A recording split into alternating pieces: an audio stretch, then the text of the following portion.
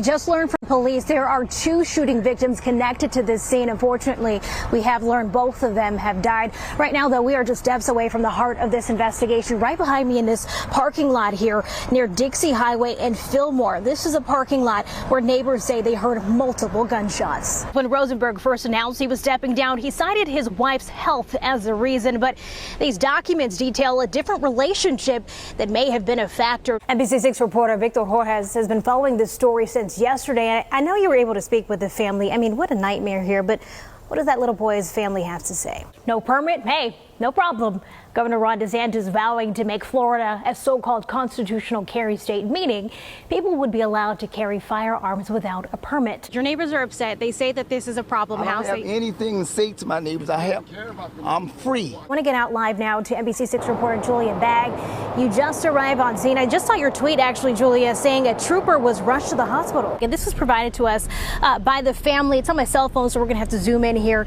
But this is Sergio Medina before. You can see he's happy. He's celebrating life, celebrating family, clapping here. I mean, this is how family says he always was. All right, good morning, South Florida. Thank you so much for waking up with us here on NBC6 this Tuesday morning. I'm Cherney NABJ in for Constance Jones. And I'm Chris Anderson. Hope your day is off to a great start. If you walk outside today, you need to be prepared, and that means have that umbrella handy. Yeah, it's off to a wet start. My drive-in, a lot of showers. We just saw Julia up in Fort Lauderdale with her umbrella. Got a big umbrella, too. And Miami Beach about to get hit as well. Yep, scattered showers and a few storms. Yeah, good morning. Happy 305 day. Congratulations on 1 month. Yeah, and it's just the 2 of us today. It's just the 2 of us. We can make it if we can make. I love that.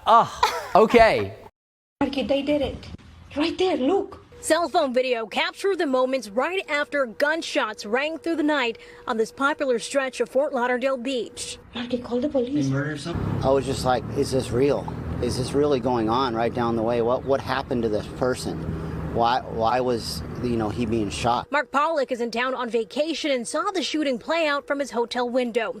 Through video, you can see someone run from the scene and a car speed off, leaving a black truck behind. And we heard like a series of shots, like 4 shots, pop, pop, pop.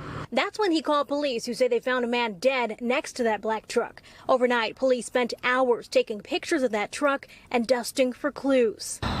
It's just unbelievable. You see a dead person, someone laying on the ground. Police haven't identified the man killed, but a woman on scene who asked not to be shown on camera tells us it was her cousin, adding he came to Fort Lauderdale Beach to celebrate his birthday. That's just like, it's like a horror show.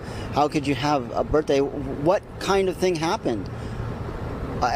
You just can't even believe it, living your life and going around in this wonderful place, and it's too bad.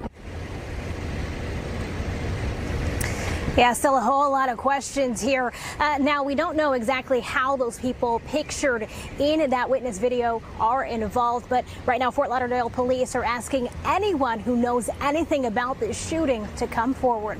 Reporting in Fort Lauderdale Beach, Cherney NABJ, NBC6 News. No, this isn't your city dump. It's actually Miami Beach. South Point, to be exact, with an obstructed view starting March with a mess. I was shocked. I didn't know what to say. I was speechless. Sophie Ringel runs the volunteer group Clean Miami Beach. She didn't shoot these videos herself, but was sent to every one of them. And from your understanding, how did all that trash get to South Point in the first place? So yesterday was senior skip day from all the high schools in Miami-Dade County, and the students went to the beach. She says a day off from school can be harmless, and when you live in Miami, the beach is a top destination. And Ringel is trying to keep it that way. Everyone should enjoy them, but then leave them better as you found them. Volunteers spent Monday grabbing it all: the bottles, cups, lids, empty bags, and more. The turtles come to the beach right now to nest. So is that where they're gonna put their eggs? Now, Ringel is hoping educating students will send a reminder that littering is a crime. Well, that littering is not okay. As simple as that. We really need to do better. 6:30 is your time. Good morning, South Florida. We appreciate you spending your Wednesday here with us. I'm Chris Anderson. And I'm Cherney NABJ in for Constance Jones. We're working on a lot of breaking stories, so we want to jump right in. Yeah, we want to start with that fire that's been burning in Wilton Manor since about 4 o'clock this morning. 2.5 hours trying to put that fire out. Of course, a massive response for this massive fire. At this point, we don't know if there were any fatalities, if anybody was inside the building at the time of this fire. But again, this is happening at the Center for Spiritual Living, and they have been battling these flames for more than 2 hours at this point. Another breaking story we're following this morning, a fire overnight in Miami-Dade. At this point, we know at least one person has died. NBC6 reporter Julia Back has been out there live all morning. Julia, we want to get back to you live. It's been busy out there and it's been an active scene all morning. Keep you updated on what's happening there right off the Sterling in Davie. And a devastating story out of Miami. It was a frantic phone call that led to an absolutely heartbreaking discovery. 2 children found dead in an apartment building there. NBC6's Nicole Lauren has been live on the scene for us since early this morning. And Nicole, other than it being a frantic phone call, as we just mentioned, do we know anything else about that woman who called police? Coming up this morning on the Today Show at 7 o'clock, an exclusive interview with former President Barack Obama. This is all ahead of his release of his brand new Netflix documentary series called Our Great National Parks. 11 of them here in the state of Florida, 4 of them here in South Florida, so we're we get lucky, to enjoy them. So he had a chance to sit down with today's Al Roker, and Al is joining us this morning with a preview of some of the things they had to talk about. All right, Al, thanks for carving out some time for us. Good morning. But I gotta say, between COVID, the war in Ukraine, and inflation, there's a lot of uncertainty among the American people. So what are the former president's thoughts on the current standing of President Biden and Democrats among voters right now?